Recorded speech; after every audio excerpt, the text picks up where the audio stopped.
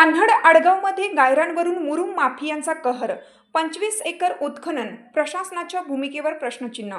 सेलू तालुक्यातील कान्हड आडगाव दराडे शिवारात शासनाच्या गायरान जमिनीवर सुरू असलेल्या बेकायदेशीर मुरुम उत्खननामुळे परिसरात तीव्र नाराजी व्यक्त होत आहे. मागील काही महिन्यापासून सुरू असलेल्या या प्रकारामुळे स्थानिक नागरिकांमध्ये अस्वस्थता पसरली असून प्रशासनाच्या कार्यपद्धतीवरही प्रश्न उपस्थित होत आहेत. स्थानिकांच्या माहितीनुसार कोणतीही अधिकृत परवानगी न घेता काही मुरुम माफियांनी मोठ्या प्रमाणावर उत्खनन सुरू ठेवलं आहे. दिवस रात्र सुरू असलेल्या या कामातून मोठ्या प्रमाणावर मुरुम बाहेर काढून त्याची विक्री केली जात असल्याचे सांगितले जात आहे. या प्रकरणात सर्वाधिक चर्चेचा मुद्दा म्हणजे या माफियांना छोट्या मोठ्या राजकीय नेत्यांचा पाठिंबा असल्याचा संशय व्यक्त केला जात आहे. त्यामुळे संबंधितांकडून कोणतीही भीती न बाळगता उघडपणे उत्खनन सुरू असल्याची चर्चा ग्रामस्थांमध्ये रंगत आहे. तथापि याबाबत अधिकृत स्तरावर कोणतीही पुष्टी झालेली नाही. अंदाजे 20 ते 25 एकर गायरान जमिनीतील मुरुम उपसून काढण्यात आल्यामुळे शासनाचे आर्थिक नुकसान झाले असून पर्यावरणीय समतोलही बिघडण्याची भीती व्यक्त केली जात आहे. जमिनीची धूप, पाण्याची पातळी घटणे यासारखे परिणाम भविष्यात जाणवू शकतात अशी चिंता तज्ज्ञांकडून व्यक्त केली जाते. दरम्यान या बेकायदेशीर उत्खननाविरोधात आवाज उठवणाऱ्या काही सामाजिक कार्यकर्त्यांवर दबाव टाकण्याचे प्रयत्न होत असल्याचंही चर्चा आहे. त्यामुळे कायदा व सुव्यवस्थेचा प्रश्न निर्माण होण्याची शक्यता नाकारता येत नाही. या पार्श्वभूमीवर स्थानिक नागरिकांनी तहसील प्रशासनाकडे निवेदन देत तात्काळ कारवाईची मागणी केली आहे. उत्खनन त्वरित थांबवणे, संबंधितांवर गुन्हे दाखल करणे तसेच गायरान जमिनीचे संरक्षण करण्यासाठी ठोस उपाययोजना करणे या मागण्या करण्यात आल्या आहेत. प्रशासनाने या गंभीर प्रकरणाची दखल घेऊन तातडीने कारवाई करावी, अन्यथा लोकशाही मार्गाने आंदोलन करण्याचा इशारा ग्रामस्थांनी दिला आहे. आता या प्रकरणावर प्रशासन कोणती भूमिका घेते याकडे संपूर्ण परभणी जिल्ह्याचं लक्ष लागलं आहे. सेलू तालुक्यातील कान्हड तसेच आडगाव दराडे शिवारामध्ये शासनाच्या गायरान जमिनीमध्ये मोठ्या प्रमाणात अवैध उत्खनन होत असल्याबाबत त्या संदर्भात कान्हड गावातील काही नागरिकांनी आज रोजी सेलू येथील तहसीलदार यांच्याकडे एक निवेदन देऊन अवैध उत्खनन बंद करण्याची मागणीसाठी एक अर्ज दिलेला आहे. त्या संदर्भात आपण गावकऱ्यांशी थोडक्यात संवाद साधूया. नाव काय तुमचं? सर, माझं नाव अमोल विलासराव डोंबे आहे. जो कान्हड आडगाव या शिवारामध्ये अवैध उत्खनन चालू आहे मुरुमाचं, त्याविषयी आम्ही अर्ज दिलेला आहे तहसीलला. त्याविषयी आम्ही आलेलो आहोत. तर काय साहेबांनी काय प्रतिक्रिया दिली?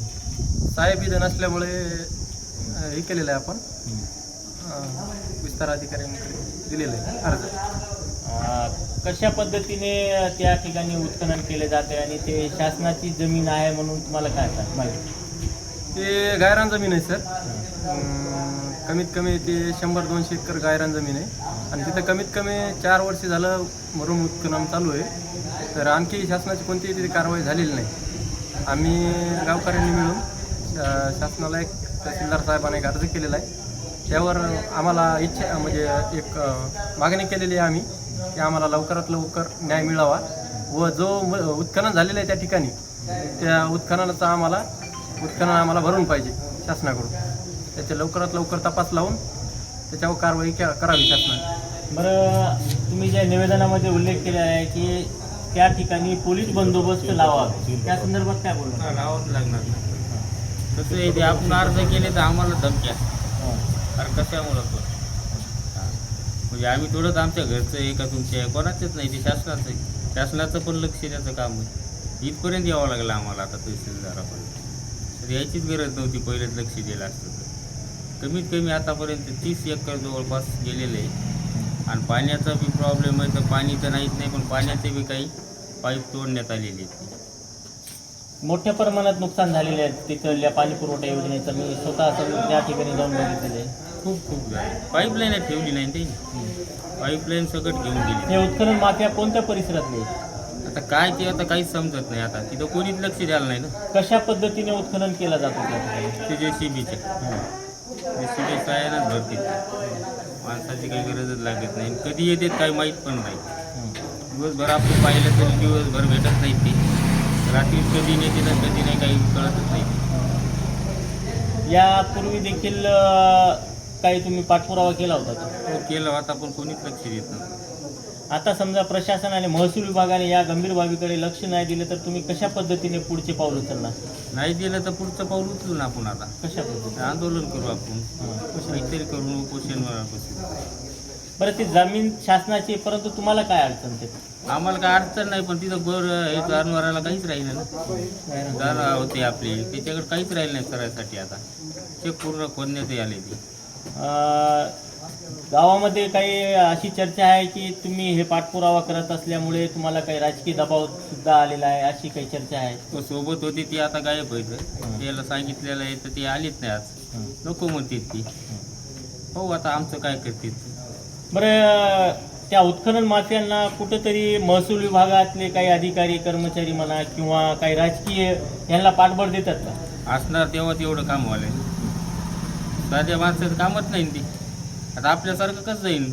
कोणाचं तरी काहीतरी पाठपुरावा पाठीमागं असेल तेव्हा ते काम चालू आहे. हे होते कानड गावाचे काही रहिवासी.